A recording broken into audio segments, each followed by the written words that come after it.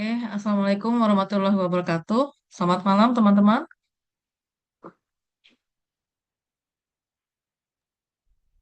Selamat Suara malam. saya sudah terdengar? Sudah, Bu? Oke. Baik, saya mulai aja ya, biar tidak terlalu malam nanti selesainya.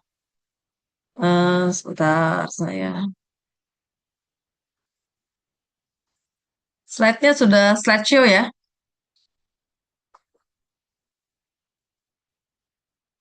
Oke, baik.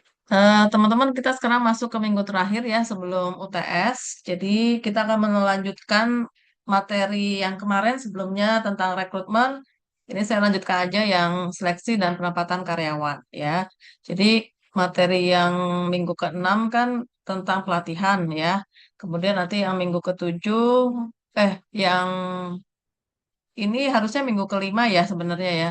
Jadi nanti saya cek ya di e-learning saya tuh yang penilaian itu sudah saya upload atau belum. Tapi kayaknya kemarin ya sudah saya upload ya. Oke. Nah, teman-teman kemarin kan sudah kita pelajari tentang rekrutmen. Nah, rangkaiannya itu kan rekrutmen sampai penempatan ya. Nah, sekarang kita akan sama-sama belajar tentang seleksi karyawan atau seleksi tenaga kerja. Nah, kita lihat dulu ya definisinya ya dari beberapa tokoh di sini dari Malayu Hasibuan. Seleksi adalah suatu kegiatan pemilihan dan penentuan pelamar yang diterima atau ditolak untuk menjadi karyawan perusahaan. Seleksi ini didasarkan kepada spesifikasi tertentu dari setiap perusahaan yang bersangkutan. Artinya untuk mencari karyawan berarti harus ada spesifikasi jabatan atau kualifikasi yang dibutuhkan ya. Misalnya untuk customer service berarti apa sih spesifikasi yang dibutuhkan? Nah, kita berdasarkan itu. Jadi ini masih paradigma lama ya. Jadi kayak person job fit gitu ya. Kemudian ada dari Del Yoder, seleksi adalah suatu proses ketika calon karyawan dibagi dua bagian, yaitu yang diterima dan yang ditolak. Jadi biasanya nanti dari mulai screening sampai yang wawancara akhir gitu ya, itu nanti kan kita ketahuan ya, yang lolos ya setiap tahapnya tuh berapa orang gitu ya. Jadi misalnya untuk open recruitment itu kan biasanya butuh eh, calon karyawan yang banyak ya, atau jumlahnya besar gitu ya, sehingga nanti setiap tahapnya itu akan ada sistem gugur gitu. Nah, itu nanti bisa kita lihat yang lolos dan yang tidak lolos, gitu ya. Kemudian dari Dwi Vedi, seluruh konsep dari seleksi dan penempatan karyawan yang efektif dapat diharapkan mengurangi tingkat perputaran atau keluar masuknya karyawan. Nah, kalau ini bukan definisi ya, ini kayak kesimpulan gitu ya. Jadi diharapkan dari proses mulai dari rekrutmen sampai penempatan itu bisa mengurangi turnover ya atau keluar masuknya karyawan karena ketika kita melakukan rekrutmen dengan tepat gitu ya, itu kan diharapkan karyawan akan retain atau akan ini ya betah gitu ya atau bertahan ya tapi dengan bahagia, jangan bertahan karena terpaksa gitu ya. Nah, jadi untuk proses yang kita lalui dari mulai rekrutmen itu ya salah satu tujuannya adalah mengurangi turnover ya. Sehingga apa sih yang menjadi kesimpulan dari seleksi ya? Jadi seleksi adalah suatu proses yang terdiri dari serangkaian langkah untuk memilih dan memutuskan calon karyawan yang akan mengisi jabatan tertentu. Ya, ini memutuskannya dua kali nih ya. Nah, jadi ketika ada jabatan yang kosong, ya ini secara standar aja ya. Ketika ada jabatan yang kosong, kita harus melakukan rekrutmen ya, entah itu sumbernya internal atau eksternal gitu ya, sehingga jabatan itu dapat terisi oleh orang yang dianggap tepat. Nah, jadi di sini prinsip dari seleksi adalah people are not your most important asset, the right people are. Nah, ini menurut Jim Collins. Artinya kita tuh nggak hanya mencari karyawan gitu ya, tapi orang yang tepat ya. Jadi tidak sekedar calon atau kandidat gitu ya, tapi apakah dia orang yang tepat gitu ya untuk organisasi. Nah, itu berarti paradigmanya bukan hanya person job fit, tapi person organization fit ya, seperti yang sudah saya sampaikan ketika masuk ke rekrutmen ya, masuk ke materi rekrutmen. Jadi ujung-ujungnya yang kita cari adalah aset. Nah, kalau udah ngomongin aset kan kita sudah ada di paradigma human capital management. Ya, jadi karyawan tuh bukan hanya sekedar sumber daya loh, tapi juga sebagai aset. Nah, karena aset itu berarti kan harus ditingkatkan value-nya. Nah, dengan cara apa? Dengan mengembangkan kompetensinya. Nah, berarti kan masuk ke yang tahapan kemarin, salah satunya adalah pelatihan dan pengembangan. Nah, ada beberapa prinsip dasar dari seleksi, ya. Yang pertama, adanya kepatuhan dengan kebijaksanaan ketenagakerjaan pemerintah. Ya, artinya di sini kita masih ingat ya prinsip EEO, Equal Employee Opportunity atau kesempatan kerja yang sama. Nah, ini dilakukan dari mulai rekrutmen ya sampai penempatan harus mematuhi prinsip itu seharusnya gitu ya. Walaupun mungkin masih banyak praktek yang belum menerapkan EEO dengan optimal ya. Kemudian ada kesesuaian dengan job specification ya. Jadi kita cari orang yang tepat dan di posisi yang tepat gitu ya. Kemudian harus mempertimbangkan juga prinsip ekonomis rasional, artinya kita lihat juga nih biayanya atau cost-nya yang akan keluar. Kemudian waktunya lama apa enggak ya. Sehingga hasil seleksi dapat dipertanggungjawabkan. Artinya tidak hanya buang-buang waktu gitu ya, bakar duit istilahnya ya. Tapi harus benar-benar eh, nanti bisa mendapatkan orang yang bisa berkontribusi terhadap organisasi. Nah, kemudian yang terakhir adalah kepatuhan dengan etika sosial, yaitu memperhatikan norma-norma ya, baik hukum, agama, budaya ya, yang berlaku di suatu negara. Nah, misalnya ketika seleksi kan salah satu toolsnya adalah wawancara tuh ya. Nah, bisa jadi itu ada hal-hal yang seharusnya tidak ditanyakan karena itu menyangkut privacy misalnya ya. Misalnya eh, status pernikahan gitu ya. Misalnya di situ di CV-nya ditulis apa ya, duda misalnya ya. Nah, nggak usah lah kita tanya kenapa sih kok duda gitu ya. Atau kapan kamu mau menikah gitu ya. Nah, itu kebanyakan kalau pertanyaan untuk kapan menikah itu biasanya kok kenapa ke perempuan gitu. Kalau menurut teman-teman kenapa kira-kira? Kenapa kok kalau yang kandidatnya laki-laki jarang yang ditanyakan tentang itu?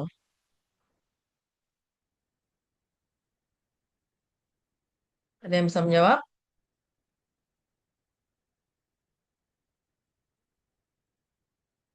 Kenapa kira-kira pertanyaan terkait status ya khususnya em, kok program rencana untuk menikah itu ke perempuan gitu?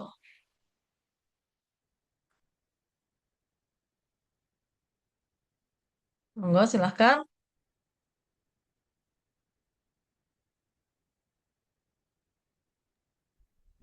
Karena bias Bu. Bias gimana tuh? Bias gender gitu. Eh, iya, gender bias. Baik. Lah kenapa kalau misalnya kalau kita ngomongin bias gender, kenapa ditujukannya kebanyakan ke perempuan gitu? eh Kalau itu kayak dari pandangan masyarakat juga sih Bu, kayak sudut pandang masyarakat kan melihat kalau perempuan tuh udah harus nikah di umur sekian gitu. Nah, jadinya kayak kalau dari ba- itu ikut ke jadi ikut ke apa namanya di perusahaan pemikir cara Hmm, pikirnya gitu. oke, oke itu bisa ya.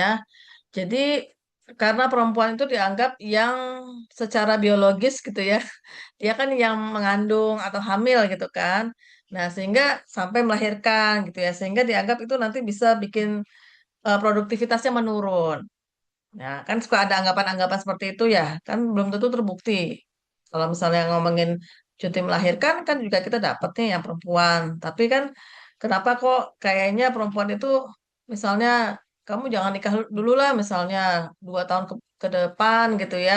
Karena itu dianggap nanti kalau kamu sudah menikah tuh ya nanti akan ada apa ya isu-isu terkait rumah tangga gitu ya yang bisa membuat pekerjaannya itu agak-agak terhambat. Ya misalnya ngurusin anak, sering telat gitu ya karena ngurusin anak, belum ngurusin suami gitu ya. Jadi dianggapnya ya itu karena perempuan itu kan eh, sebenarnya dia bukan yang pencari nafkah utama gitu ya. Tapi ketika mempekerjakan perempuan, ya itu sebenarnya harusnya organisasi juga sudah tahu ya konsekuensinya gitu. Tapi jangan memandang bahwa itu berhubungan berhubungan erat gitu dengan produktivitas. Ya, kan masih banyak juga yang sampai hamil tua juga masih produktif ya. Jadi hal-hal seperti itu harusnya juga menjadikan prinsip dasar seleksi ya. Jadi jangan ada diskriminasi juga. Nah, ini adalah tujuan seleksi, artinya sudah pasti kita ingin mendapatkan tenaga kerja yang memenuhi syarat, ya, baik memenuhi kualifikasi atau sesuai dengan nilai-nilai organisasi. Ya, berarti berkaitan nih untuk mendapatkan tenaga kerja yang tepat, ya, karena sudah memenuhi kualifikasi tadi. Kemudian mewujudkan penempatan tenaga kerja yang layak guna membantu realisasi tujuan. Artinya ketika sudah melakukan rekrutmen seleksi kan ujung-ujungnya adalah penempatan, ya. Belum tentu loh kita seleksi mendapatkan karyawan untuk posisi HR rekrutmen misalnya, ya. Terus ternyata ada dua orang yang lolos gitu, bukan lolos ya, bisa sampai ke tahap akhir, ya. Nah, yang satunya eh, lebih apa ya dia lebih berminat di bidang training misalnya. Nah, saat itu mungkin belum ada kebutuhan HR training, tapi kan bisa jadi itu menjadi database gitu ya. Ketika nantinya butuh nih HR training, nah si calon karyawan tadi bisa juga jadi direkomendasikan untuk mengisi posisi HR training gitu ya. Atau ternyata setelah diseleksi hanya satu yang lolos gitu ya, tapi ternyata dia juga memiliki minat di bidang lain gitu ya. Jadi preferensi dari si kandidat itu sebenarnya juga harus kita pertimbangkan ya. Takutnya sebenarnya dia minatnya gitu ya, bukan di posisi itu yang utama gitu ya. Jadi potensinya yang menjadi potensi utamanya itu tidak terasah gitu. Sehingga dalam bekerja dia juga masih kurang optimal. Kemudian memperoleh tenaga kerja yang paling efektif dalam menjalankan tugas-tugasnya. Ini sudah pasti ya. Nah, kalau kita ngomongin seleksi, ini seperti corong ya, seperti corong. Jadi artinya semakin mengerucut sehingga kita bisa mendapatkan karyawan yang benar-benar terseleksi. Ya, jadi ini mungkin ada beberapa karyawan, bisa jadi ada ribuan karyawan ya untuk mengisi misalnya formasi kalau kayak PNS gitu kan, itu kan banyak tuh hampir ribuan ya. Formasinya mungkin ada berapa gitu ya. Nah, itu kan melalui proses seleksi akhirnya bisa mengerucut ya sehingga bisa didapatkan calon yang tepat gitu. Nah, untuk proses seleksi ini sebenarnya beragam ya, tidak harus sama di setiap organisasi tahapan-tahapannya ya. Misalnya nih, kalau yang secara umum kita lihat dari awal dulu ya. Awal itu kan ada namanya screening ya. Screening CV atau resume atau surat lamaran gitu ya. Atau kalau misalnya dalam kaitannya dengan rekrutmen yang besar itu kan sekarang sudah pakai namanya ATS ya, Applicant Tracking System ya, sehingga sudah pakai AI itulah secara sederhana itu AI yang membantu untuk proses seleksi. Nah, kemudian setelah itu semakin mengerucut gitu ya, dari 1.000 mungkin tinggal 800 gitu. Nah, kemudian dilakukan seleksi awal yaitu potensi tes ya atau psikotes ya, kemudian juga ada interview misalnya bisa lewat online atau offline ya untuk interview awal ya biasanya kayak background check itu juga perlu ya. Jadi kalau teman-teman eh, lihat yang sekarang itu kan kebanyakan para rekruter itu juga melakukan background check terhadap sosial media kandidat ya. Nah, itu kira-kira kalau menurut teman-teman kenapa? Kok perlu dilakukan? Dalam proses seleksi, kenapa sih kita perlu melihat sosial media si calon atau kandidat?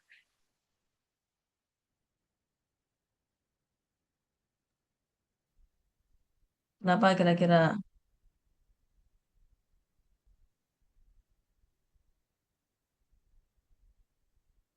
Ada yang bisa menjawab? Kan sekarang lagi ya karena kan kita juga sudah digital gitu ya. Selain background check lewat resume, lewat CV, juga lewat sosial media. Nah, apa sih reasonnya gitu kalau menurut teman-teman?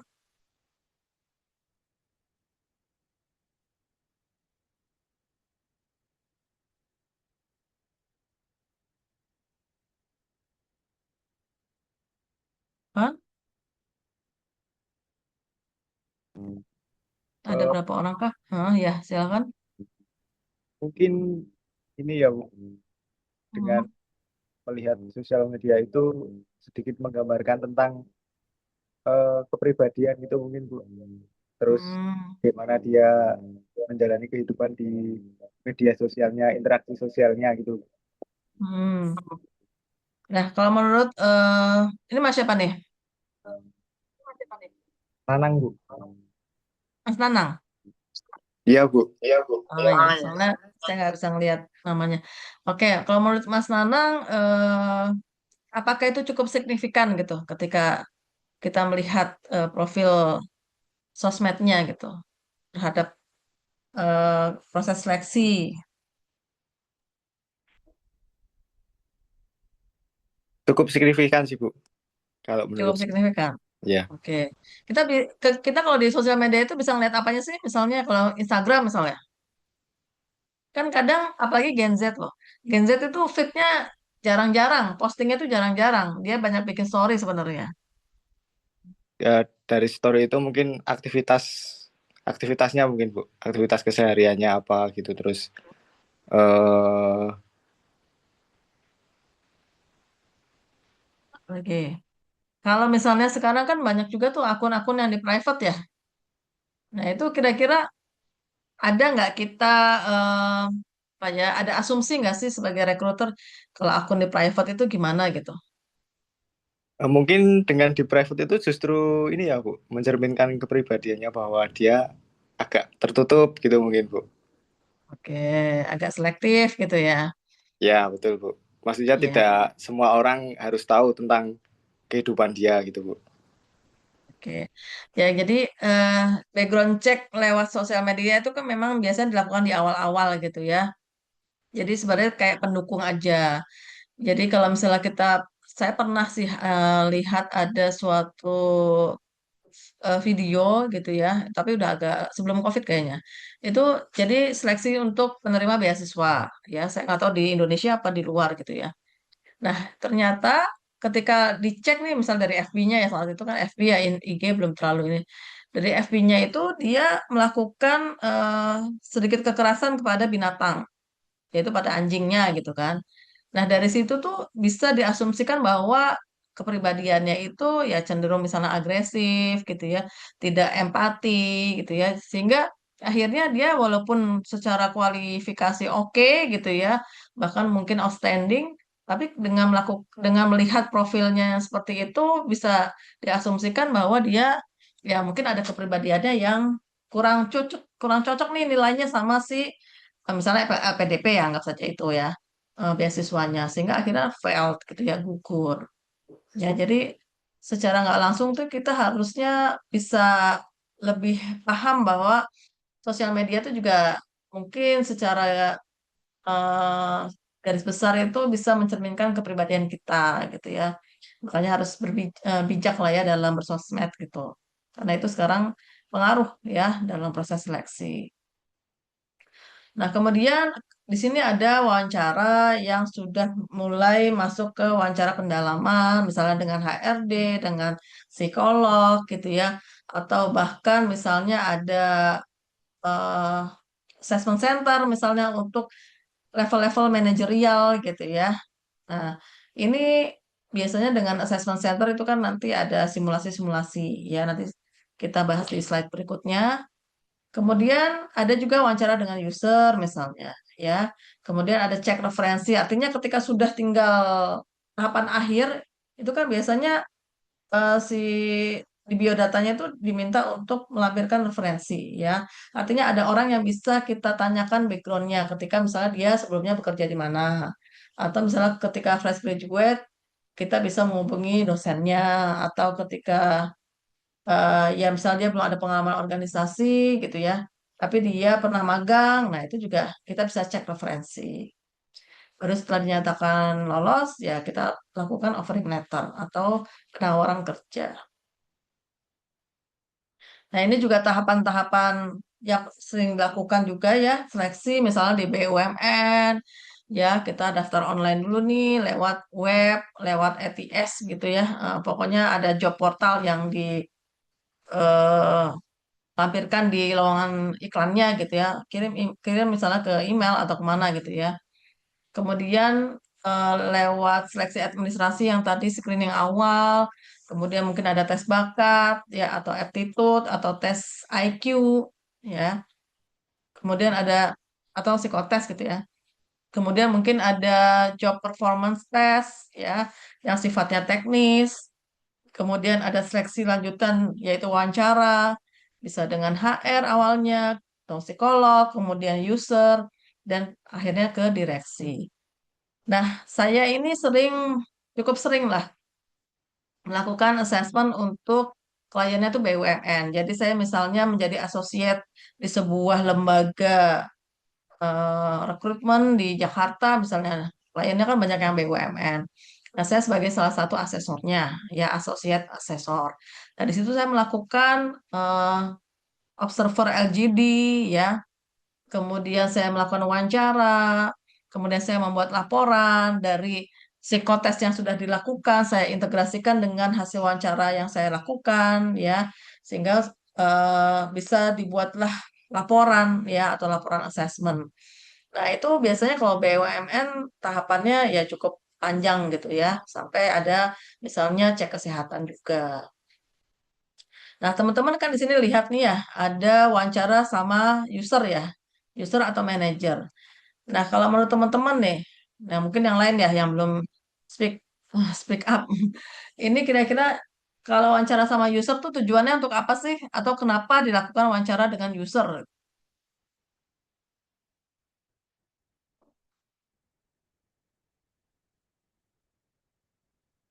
Kenapa kira-kira perlu dilakukan wawancara dengan user?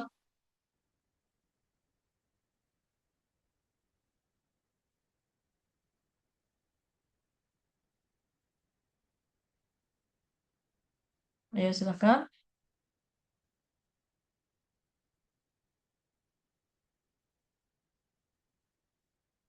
Kenapa pentingnya dilakukan wawancara dengan user? Kenapa nggak cuma HRD terus mungkin direksi gitu atau direktur gitu?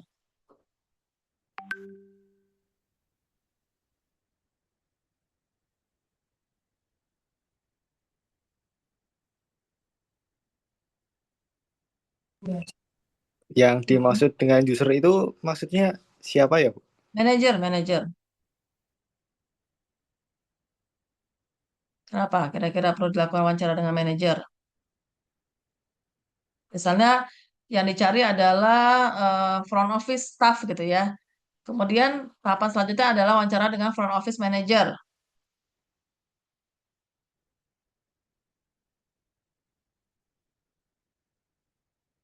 Apa kira-kira?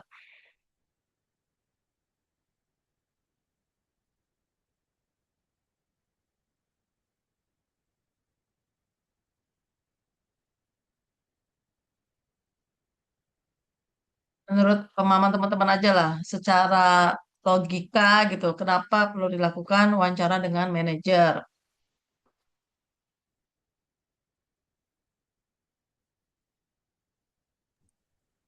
Ya, mungkin menurut saya manajer tersebut kan akan menjadi atasannya langsung ya, Bu. Dan untuk mengorganisir pekerjaan dari calon pekerja tersebut ya dari user tersebut. Kemudian user kan juga nanti yang akan mengambil keputusan untuk terhadap calon pekerja itu, Bu. Ya. Berarti yang namanya juga user ya. Jadi yang menjadi atasannya itu berarti si manajer itu ya atau si user itu. Nah, ketika dia mau merekrut atau mau mencari karyawan yang menjadi bawahannya, itu kan yang paling penting adalah kecocokan. ya. Misalnya dia pinter, wah dia pokoknya inilah secara kompetensi oke gitu. Tapi ketika usernya melihat pada saat wawancara dia tidak klik gitu, tidak ada chemistry gitu ya, atau ada hal lain lah. Kadang-kadang kan user punya insting gitu ya. Nah itu bisa jadi karyawannya tidak bisa dilanjutkan tuh seleksinya atau dianggap gagal. Ya, jadi bagaimana melihat kesesuaian karena nanti yang bekerja kan si user sama si kandidatnya itu, artinya si kandidat nanti kan akan jadi anak buahnya, ya. Berarti kan ketika bekerja sama gitu ya, itu kan harus ada tadi, ada klik tadi, ada chemistry tadi, ya. Sehingga pentingnya dilakukan wawancara dengan user itu seperti itu.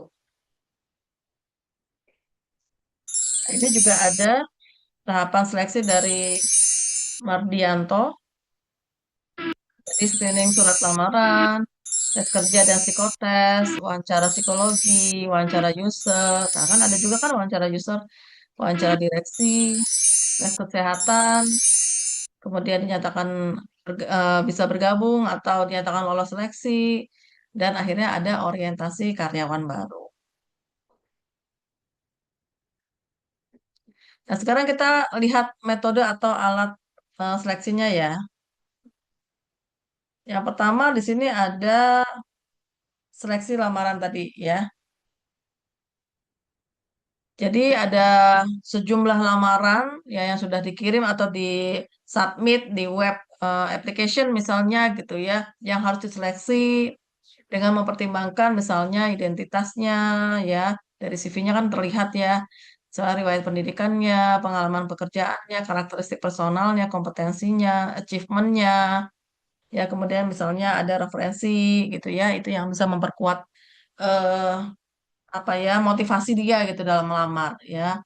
Nah, ini juga nanti CV-nya bisa pakai CV yang ATS friendly sama yang non ATS. Ya, nah itu harus dilihat dulu. Biasanya sekarang metodenya pakai ATS, ya. Nah, kemudian ada psikotes atau pemeriksaan psikologis. Nah, teman-teman tahu nggak bedanya potensi sama kompetensi?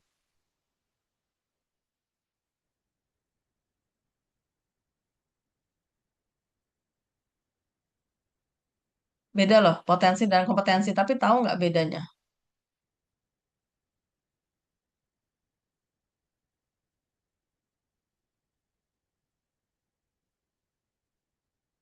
Kalau potensi itu kira-kira apakah sudah teraktualisasikan atau belum?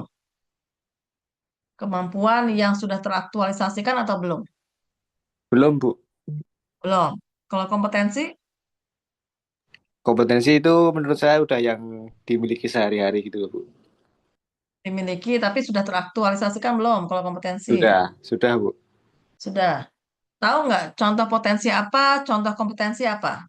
Biar kita di awal ini bisa membedakan gitu.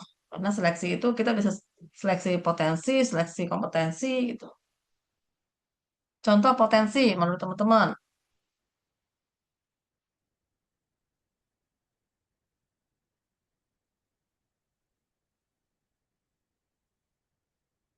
Kalau saya ngomongin stabilitas emosi, itu kira-kira potensi atau kompetensi?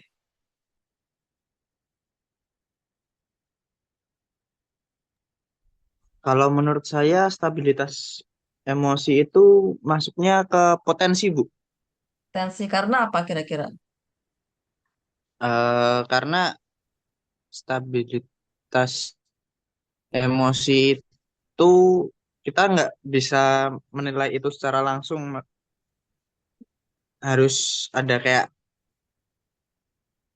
tekanan bisa yang bisa jadi kayak tes untuk Lihat gitu melihat ya. ya Oke, kalau kompetensi contohnya apa? Kalau eh kerjasama, potensi atau kompetensi kerjasama? kerjasama kerjasama Mhm. itu kalau saya melihatnya masih potensi sih, Bu, belum kompetensi. Oh gitu ya. Oke. Ya, Baik, terima kasih Mas. Ya, jadi potensi itu kecenderungan, ya artinya eh, apa yang ada dalam diri kita bisa kemampuan gitu ya, yang belum teraktualisasikan. Ya, tadi misalnya kalau kita ngomongin stabilitas emosi, stabilitas emosi itu kecenderungan kita bertindak gitu ya atau bersikap ketika kita berada dalam situasi tertentu yang bisa jadi penuh tekanan atau kurang kondusif. Bagaimana sih seseorang itu bersikap? Misalnya nih, ketika dia sedang emosi gitu ya.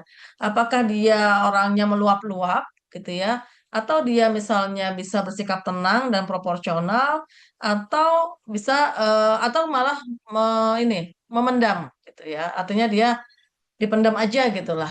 Nah, itu kan contoh dari stabilitas emosi. Jadi kecenderungan perilaku lah, ya. Jadi belum teraktualisasikan.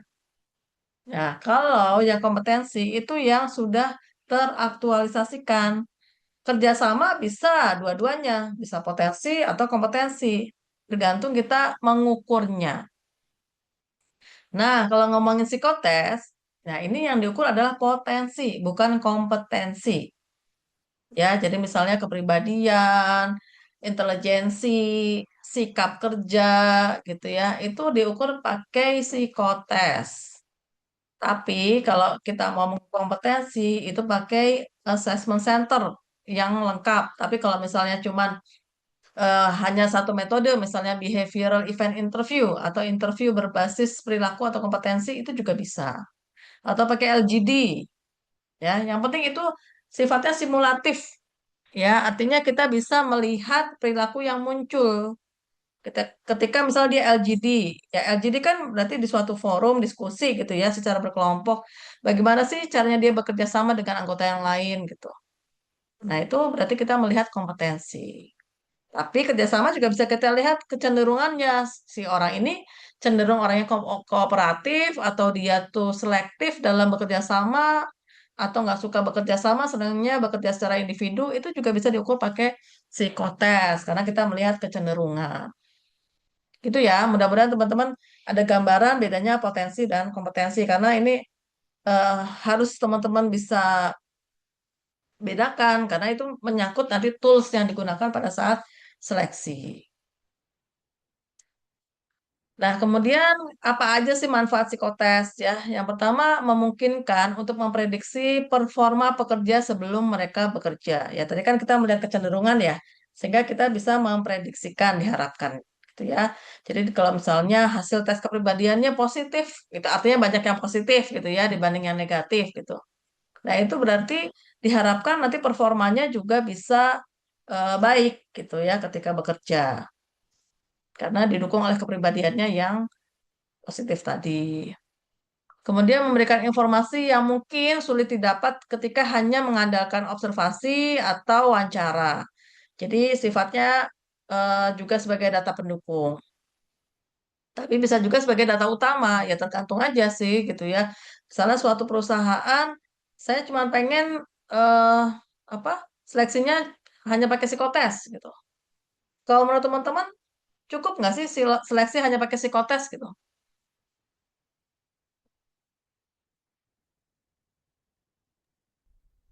Kalau menurut saya masih kurang, Bu. Kalau untuk hanya menggunakan psikotes. Kenapa? Kira-kira kok kurang? eh karena gimana ya? Karena kita belum tahu keseluruhannya, Bu, Mm, untuk kon- apa orang yang melamar itu.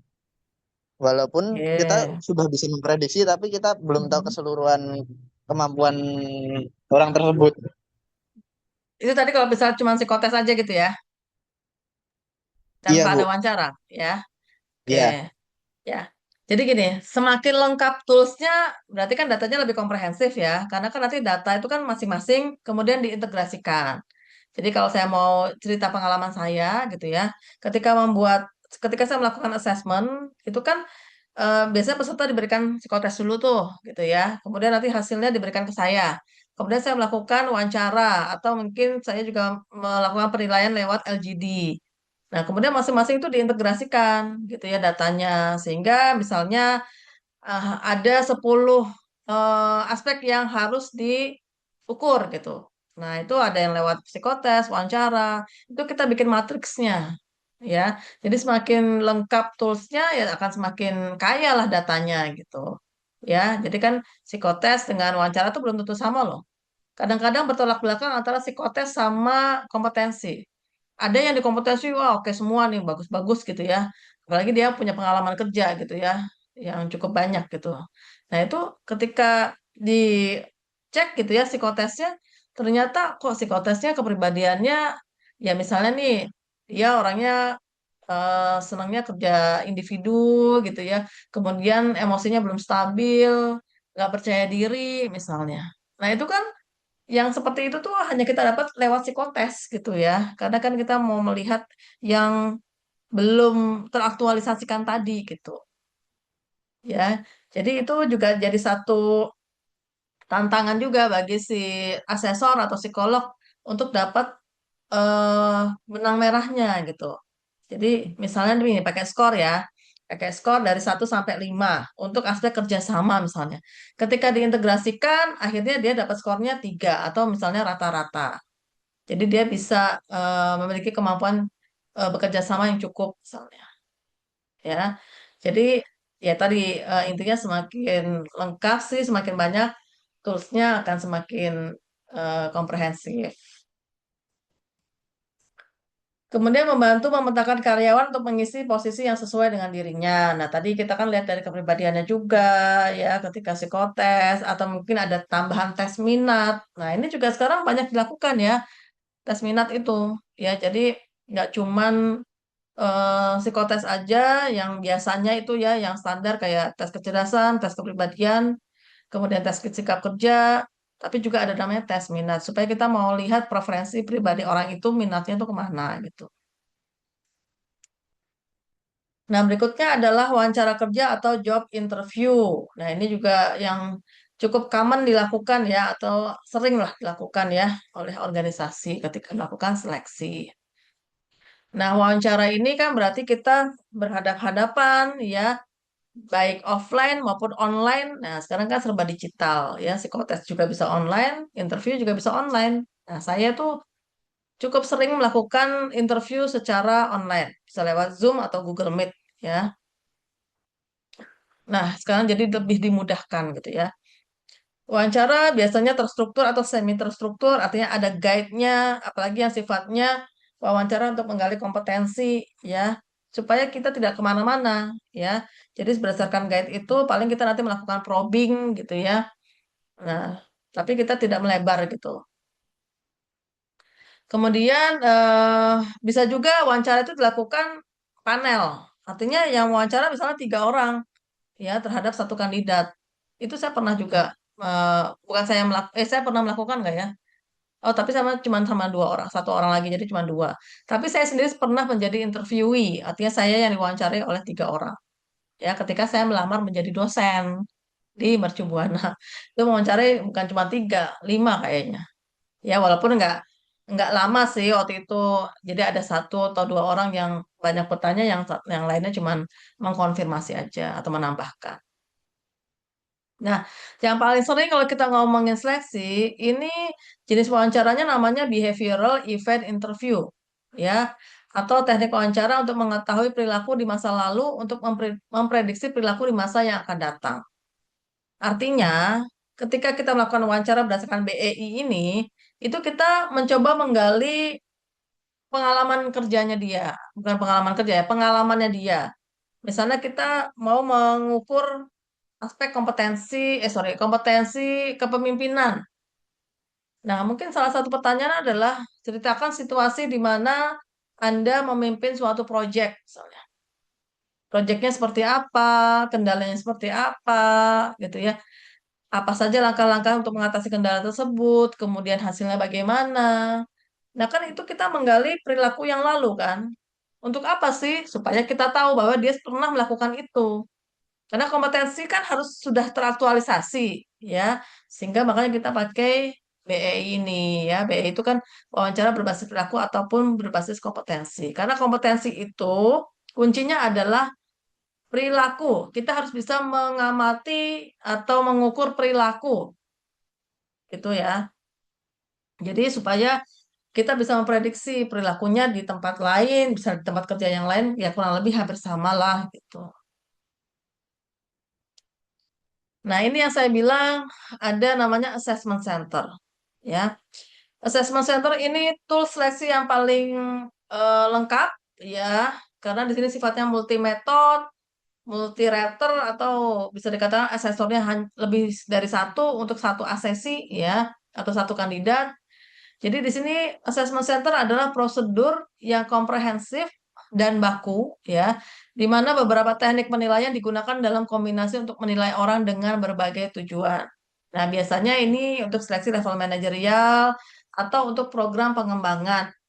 Misalnya nih, kita punya calon-calon manajer untuk 3 tahun atau 2 tahun yang akan datang. Ada calon-calonnya berarti kan. Nah, itu pakai namanya assessment center supaya kita tahu kompetensinya itu apakah sudah sesuai persyaratan atau masih ada gap.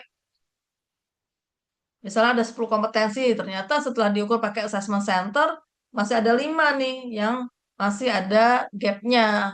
Ya, artinya belum memenuhi syarat atau standar kompetensi. Nah, ini bentuknya tuh toolsnya bersifat simulatif atau simulasi gitu ya. Jadi misalnya ada games ya, business game, ada LGD, leaderless group discussion, ada role play, ya ada in basket exercises sama oral presentation. Plus, sorry ini belum ada BEI-nya ya, plus BEI atau behavioral event interview tadi. Ya, jadi dengan adanya teknik-teknik simulasi itu kita bisa melihat perilaku atau indikator perilaku yang muncul ya ketika tadi LGD ketika role play ya role play itu kan berarti bermain peran misalnya ada yang sebagai leader ada yang sebagai bawahan ketika dia sebagai leader itu kira-kira perilaku yang muncul apa aja sih kita sesuaikan sama kompetensi yang dipersyaratkan misalnya decision making ya atau eh, pengambilan keputusan decision making ya gaya kepemimpinannya misalnya ya nah ini tools yang paling lengkap dan biayanya paling mahal satu kandidat aja bisa tergantung ya bisa pokoknya jutaan lah ya jadi kalau misalnya manajer bisa jadi ada yang 5 juta ya tergantung di mana juga gitu ya kalau di Jakarta kota besar lebih mahal lagi. Nah, ini adalah kompetensi yang dinilai dan ini contoh-contoh pertanyaan seleksinya gitu. Artinya kita mau menggali apa sih ketika wawancara misalnya ya. Jadi di sini kompetensi yang dinilai adalah di knowledge ya level knowledge dan juga experience. Nah, kita coba gali apakah si kandidat mempunyai pengetahuan dan pengalaman yang sesuai dengan kebutuhan pekerjaan. Kemudian kita lihat keterampilan teknis atau skill ya skillnya itu eh, apakah juga misalnya nih kita cari IT ya, tapi dia skillnya di IT gimana gitu. Nah itu kita coba gali gitu ya. Kemudian di sini ada yang sifatnya kayak apa ya lebih ke kepribadian ya, konsep diri, sifat atau motif ya, kemudian motivasi. Nah, itu kan kalau kita lihat pakai gunung es itu kan yang atas sampai yang nih pengetahuan sampai keterampilan itu kan yang terlihat dan gampang dilatih. Nah, ini kita lihat ya trainable dan untrainable. Artinya itu bisa gampang dilatih, kita kembangkan yang sifatnya teknis, knowledge gitu ya. Tapi yang sifatnya sudah non teknis ya, kayak motivasi, konsep diri, trait gitu ya.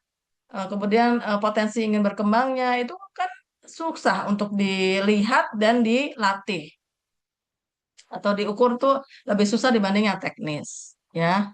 Nah, ini berarti lebih ke job fit ya, ini lebih ke motivation fit dan organization fit. Yaitu kita lihat nilai-nilainya gitu ya.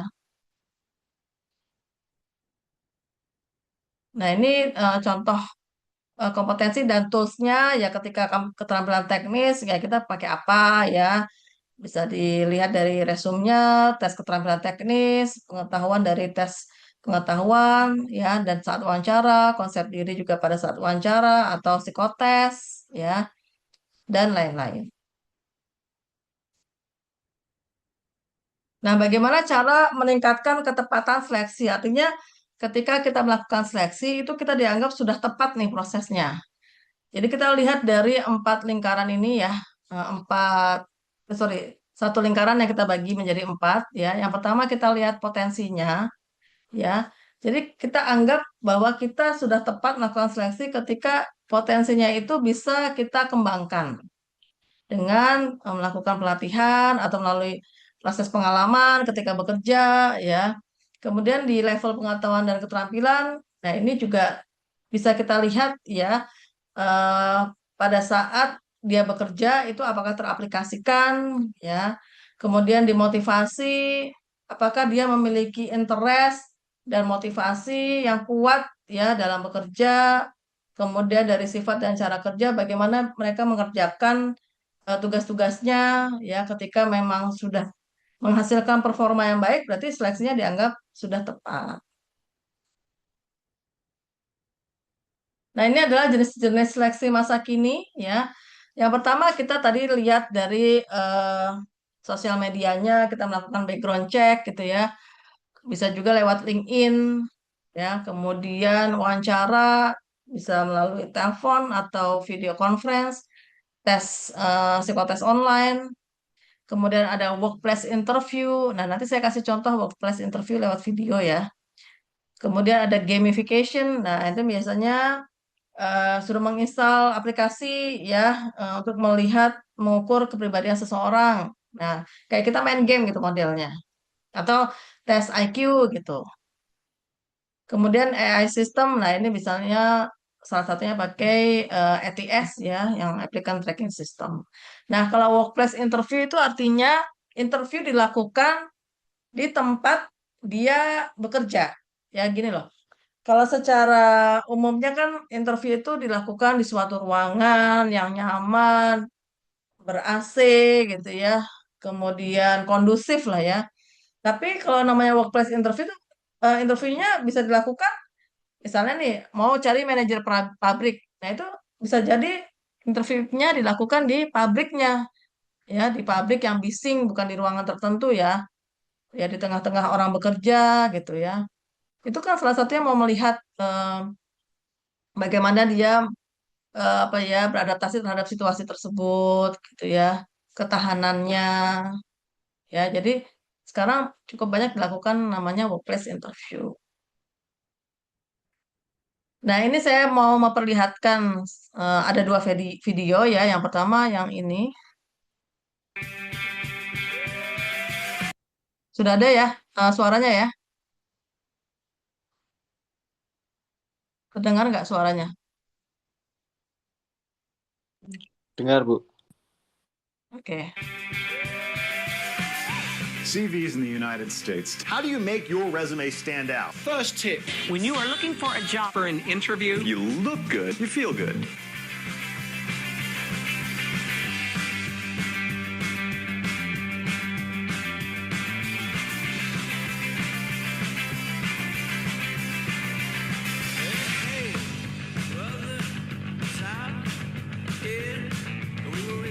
okay, Reeves.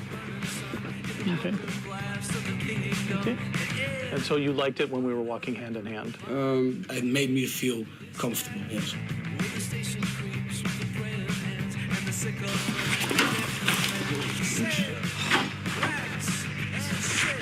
Stay like this. If we're talking about money, how much money do you think you would like to have? Okay.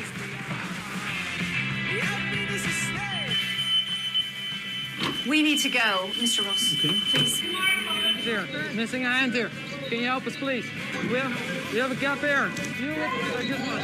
Hold your right back. Okay.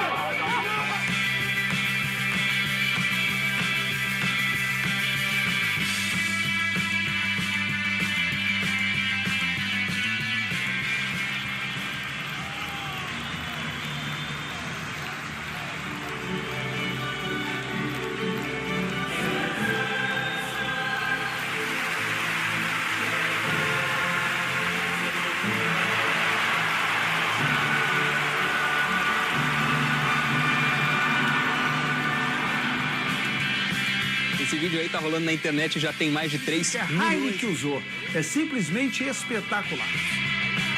Let's go to one of the strangest job interviews you'll ever see. Only one guy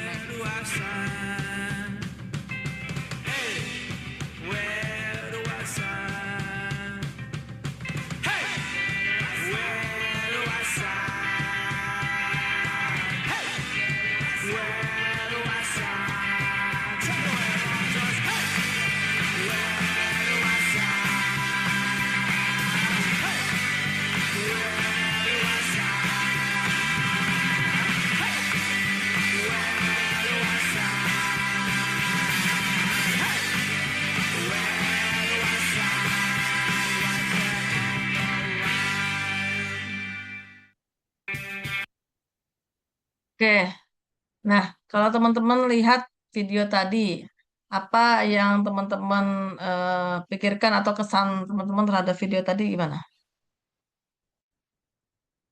Terkait proses rekrutmen seleksi ya?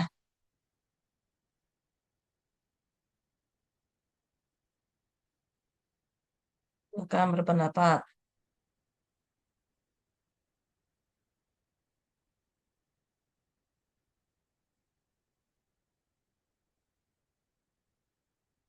Yo, apa kesannya?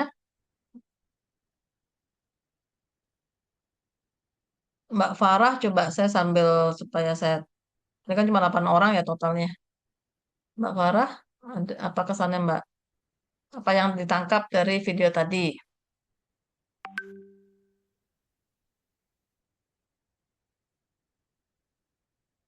Ada Mbak Farah?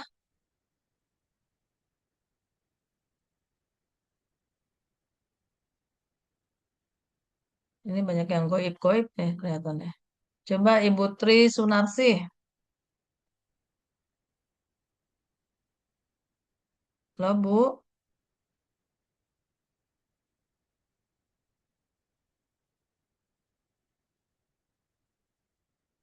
ada Ibu Tri?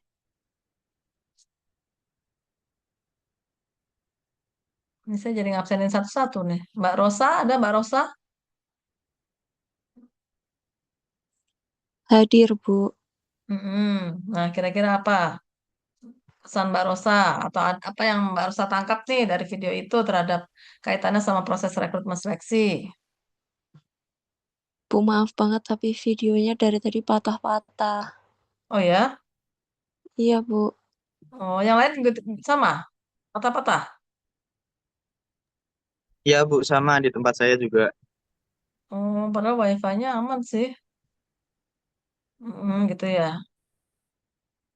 Ya udah, nanti saya kasih linknya aja ya. Jadi ini tuh sebenarnya contoh dari employer branding ya dan kandidat experience ya. Teman-teman kan saya bahas di minggu lalu ya tentang employer branding. Bagaimana saat ini tuh rekrutmen is marketing ya. Jadi bagaimana kita memasarkan perusahaan kita ya atau nilai-nilai dari perusahaan kita untuk mendapatkan kandidat yang terbaik pastinya ya. Jadi ini dia tidak biasa lah untuk seleksinya ya. Jadi yang pertama kan ada beberapa kandidat, kemudian diwawancarai, kemudian diajak masuk ke ruangannya dengan digandeng tangannya gitu kan. Kemudian ada situasi-situasi krusial yang diadakan di situ atau dibuat gitu ya di situ untuk melihat respon dari si kandidatnya. Artinya ada nilai-nilai ya yang berusaha dikomunikasikan oleh si Heineken ya sebagai perusahaan itu kepada si kandidat ya apakah sama nilainya atau enggak nih antara kandidat dengan perusahaan ya termasuk tadi ketika menggandeng kan apakah ada unsur warm gitu ya atau kehangatan gitu ya atau keluasan ketika berinteraksi secara sosial kemudian ketika suasana situasi yang genting itu apa sih responnya gitu ya dari kandidat. Kemudian juga ketika si Heineken menjadi sponsor utama dalam Liga Champion gitu ya. Nah, ketika final itu kan diumumkan tuh ya, yang lolos itu siapa. Nah, itu sampai segitunya itu menurut saya sangat-sangat extraordinary gitu ya. Sehingga itu ketika di-upload di sosmed, wah itu langsung tinggi tuh trafficnya dan banyak membuat calon-calon karyawan di luar sana yang tertarik untuk apply ke Heineken. Ya, jadi dia mengembangkan konsep kandidat experience ya dan juga employer branding. Artinya ketika kandidat itu melalui proses seleksi seperti itu kan ada pengalaman positif tuh ya yang dia rasakan. Apalagi diapresiasi ketika yang dinyatakan lolos itu sampai diumumkan di Liga Champion gitu. Ya. Nah, ini saya mau ke video kedua kalau misalnya patah-patah ya saya skip aja lah ya. Nanti coba saya kasih link di slide-nya ya biar teman-teman bisa klik aja. Oke. Nah, berikutnya adalah tentang penempatan ya. Ini saya kalau penempatan nggak usah detail-detail lah ya. Jadi penempatan itu di sini artinya adalah eh, penugasan atau assignment atau reassignment ya seorang karyawan pada sebuah jabatan baru. Kalau yang namanya assignment berarti itu karyawan baru. Tapi kalau reassignment itu karyawan lama yang bisa jadi dirotasi atau dipromosi atau dimutasi dan lain-lain. Nah, jenis-jenis penempatan ya. Nah, kalau yang tadi di lingkup internal itu kan namanya ada transfer ya atau rolling ya. Misalnya ketika karyawan dipromosikan berarti dia dipindahkan ke posisi yang lebih tinggi ya. Misalnya berdasarkan prestasi atau masa kerja. Kemudian ketika ada rotasi, dia dipindahkan ke posisi lain tapi yang selevel. Misalnya sama-sama staff gitu ya. Kalau yang promosikan misalnya jadi dari staff ke supervisor atau supervisor ke manager misalnya. Nah, kalau di emosi ini karyawan dipindahkan atau di downgrade ya. Mungkin ada kasus-kasus tertentu atau tidak mencapai target nih dari selama 5 bulan berturut-turut misalnya. Nah, kalau ini yang eksternal ya, biasanya ada karyawan baru hasil rekrutmen gitu ya. Kemudian dia harus diberikan orientasi ya supaya tahu nih tugas-tugasnya apa, visi misi perusahaan apa, culture-nya seperti apa gitu ya. Dan ini biasanya erat kaitannya sama proses onboarding namanya. Nah, ini adalah strategi dalam pengambilan keputusan terkait placement ya. Yang pertama menempatkan individu yang mampu dalam pekerjaan yang mempunyai prioritas tertinggi. Artinya misalnya dalam perguruan tinggi gitu ya.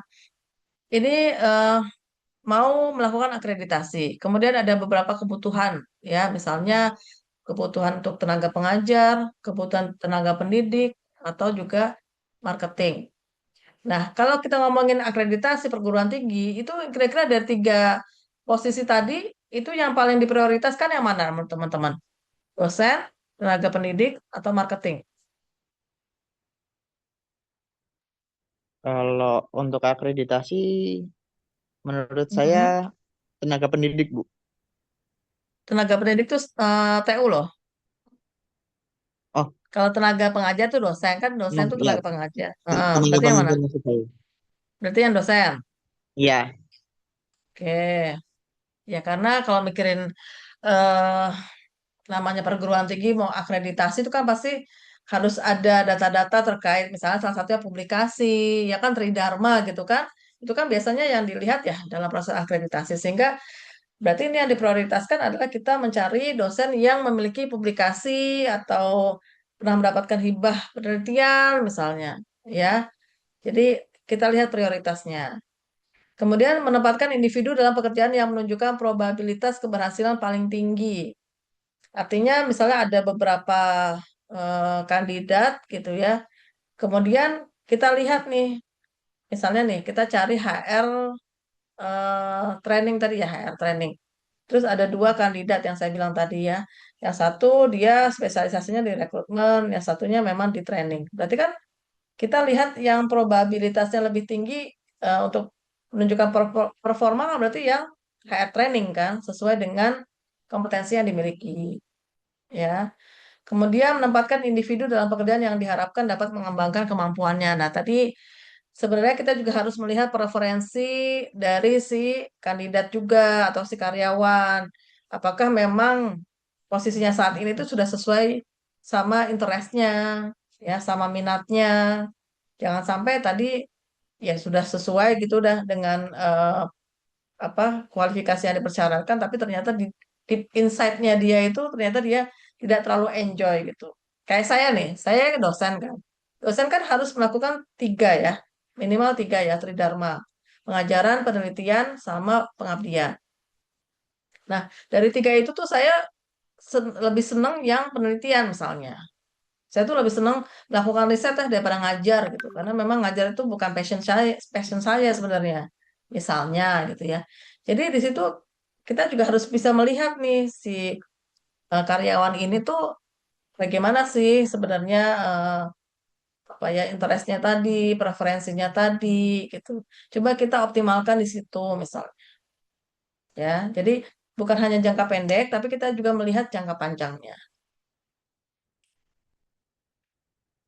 Nah, ini juga sama, nomor 3 sama nomor 4 itu relate ya, ketika sudah sesuai dengan minatnya, artinya itu juga bisa selaras juga dengan kompetensinya. Nah, jadi di sini quotes-nya adalah penempatan yang baik bukan hanya membuat pekerjaan selesai, tapi juga membuat karyawan berkembang. Jadi tidak hanya kita pikirkan jangka pendek, tapi juga jangka panjangnya seperti apa. Nah, ini ada beberapa ilustrasi ya. Ketika misal karyawan mengalami perpindahan posisi, tadi ya misalnya ada yang dipromosi, ada yang dirotasi, kadang-kadang suka timbul kecemasan gitu ya. Apakah saya mampu melaksanakan pekerjaan baru dengan baik? Misalnya dia dipromosikan gitu kan, pasti ada tugas dan tanggung jawab yang baru kan. Itu bisa jadi menimbulkan kecemasan, overthinking, stres gitu ya. Kayaknya saya belum siap deh. Nah, makanya perlu ada orientasi. Ya, kita kenalkan tugas dan tanggung jawab yang baru itu seperti apa. Kita dampingi, misalnya ada mentornya, ya. Kemudian ketika dirotasi, apakah saya akan diterima dengan baik di unit kerja yang baru? Kan misalnya dari F&B ke front office, itu kan unitnya baru, beda gitu kan. Nah, apakah saya bisa diterima gitu ya. Nah, itu kan juga ada strategi adaptasi yang perlu dikelola gitu oleh si kandidat dan juga organisasi sehingga kandidat tuh maksudnya si karyawan tuh tidak mengalami kecemasan ya atau bahkan sampai stres. Oke, ini referensinya nanti saya share ke Mas Ray aja ya untuk ininya ya PPT-nya ya. Oke, baik ada pertanyaankah terkait seleksi?